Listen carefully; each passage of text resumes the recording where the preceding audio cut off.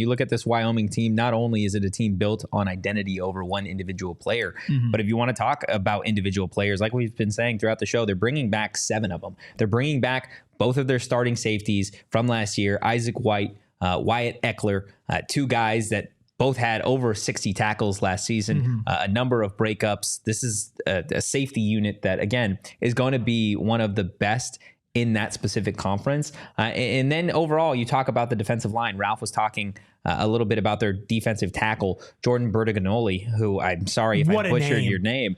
As a name guy, oof, I know, big name guy. But to have nearly 60 total tackles as a interior defensive lineman is pretty ridiculous. And he's not the only one. Sebastian Harsh, he's back on that defensive line. And he's not too far off what Jordan did last year, a guy that had 50 total tackles last season. So it's going to be a real challenge often.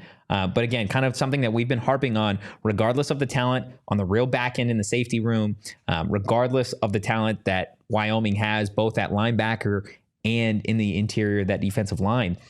There's going to be room to pick this team apart. Sure. And for me, I'm going old fashioned, right? If this is a team in Wyoming that knows that their bread and butter defensively is going to thrive on loading the box because of their interior defensive linemen, because they've got good safeties, my immediate goal, if I'm Marcus Arroyo and Kenny Dillingham, is, okay, let's get these guys off the field. Sure. Because something that they have, yes, is returning talent, but they don't have a lot of depth at Wyoming. So let's get these interior defensive linemen running horizontally. So how do you get them running horizontally? Well, you run some easy screens on the edge to your wide receivers, to your Jake Smiths, to your Jordan Tysons, and you get those big, beefy guys tired early. Sure. You get that second unit in, or you get these, big defensive tackles just winded, then, hey, that's when I'm going to turn. I'm going to hand it to Scat, and I'm going to let him beat you up for a quarter. Then I'm going to go let DeCarlos Brooks beat you up for a quarter. And then when you have to come help out those interior defensive linemen because they're tired, and then you got to start playing man coverage,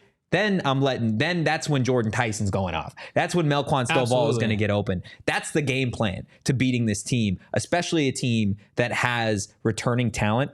Yes, they understand the identity. Yes, they understand the scheme, but that doesn't mean they don't get tired. We